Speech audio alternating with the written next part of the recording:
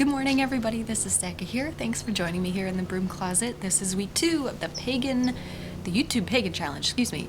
And I'm very lucky today. I got to come back outside to record the second video. All weekend it was downpouring and windy.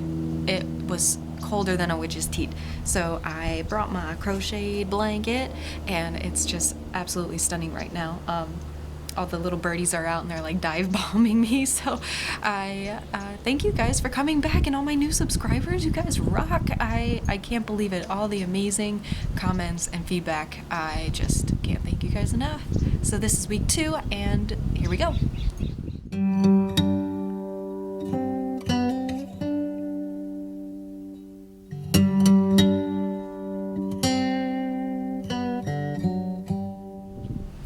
Week number 2 is, are you in or out of the broom closet? And I am in, as you know from my channel, and even people who find me on Facebook.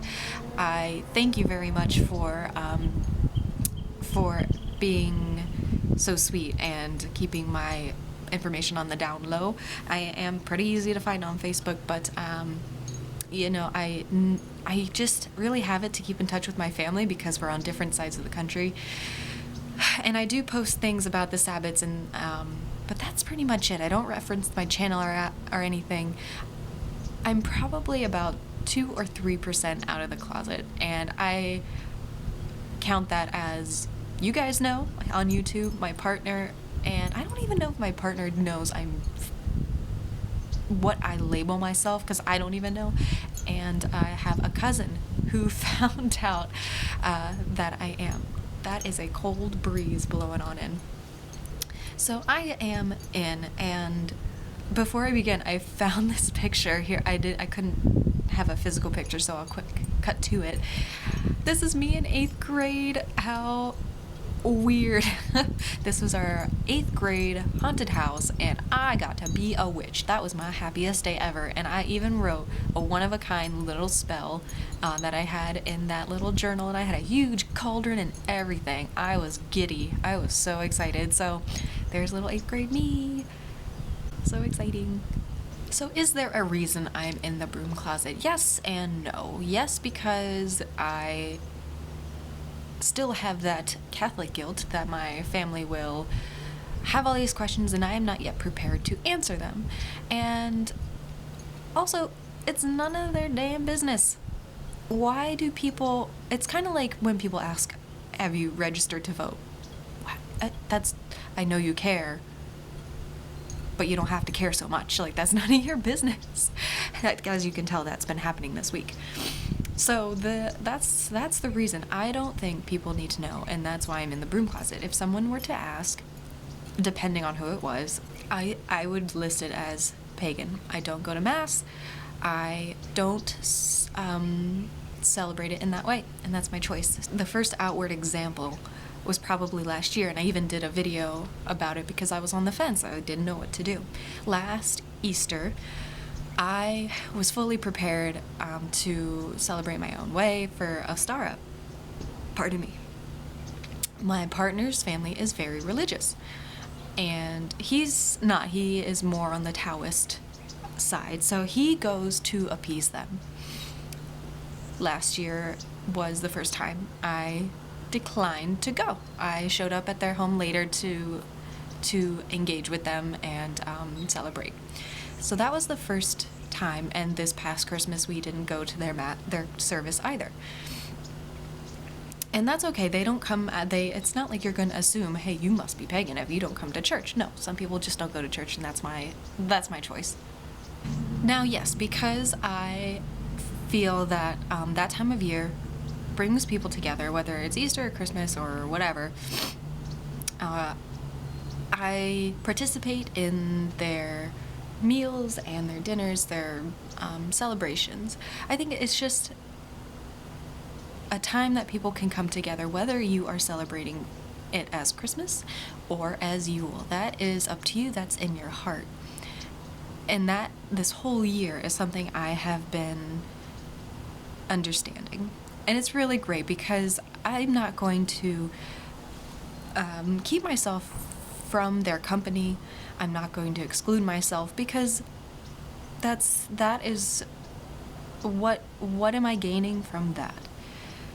I really think you can have the best of both worlds without having your nose stuck up in the air. And by that I mean it's a time of family, and I do go. I have my own ritual here, and then we just do the normal Christmas thing. We went over and did gifts, and when they bow their heads to pray, I can just silently close my eyes and do my own prayer in my mind. Another example I can give is that the girls I nanny for know their nanny is a little different. They know their nanny doesn't go to church, and she follows a different set of rules. They know that their nanny has books on the moon phases and astrology, and they ask a lot of questions, which is great. I'm gonna have to move you guys soon because I see the sun is moving again because there's a beam behind me, so we might do a little shimmy in a second. The other day, the little one and I read this story of Persephone, and it was great. She had all these questions. She didn't know that that there were all these different gods. They are part Filipino, so they know Pele is a goddess, and they're starting to understand. At least the younger one is. I don't think the older one has really any interest, but she wanted to know who Hades was and why, when Persephone went down into the underworld, that all the crops were gone. And it was awesome that she was starting to open up to this other, okay, we're gonna move you a little bit, there we go, to this other understanding of what God and Goddess were. And she's starting to get that there are other ideas of how our world came to be and who watches over the world and things like that, so that's really nice. So the only other person who really knows that I am pagan is a cousin of mine on my mom's side, and she and I were having a discussion months ago online, and it came up because I was asking if she knew where to get like the silk flowers. I wanted to dress up my altar a little bit, and she asked what it was for, and I told her one of the Sabbats was coming up. I'm gonna have to move you guys again. Hold on. There we go. Okay. Let's see. We'll move this way. Okay. Is that better? I hope it's better. I'm sorry. And I told her it was because one of the Sabbats was coming up, and she said, "Are you pagan?" And I said, "Yes." And she said, "Because I'm Wiccan." And I said, "No way. What are the odds?" That is fucking amazing. Pardon my French. That is awesome. My mind was blown. It was so cool because I get to talk to you guys here on YouTube, but I don't know any other practicing Wiccans, practicing pagans that I grew up with her, for God's sakes. How did I not notice?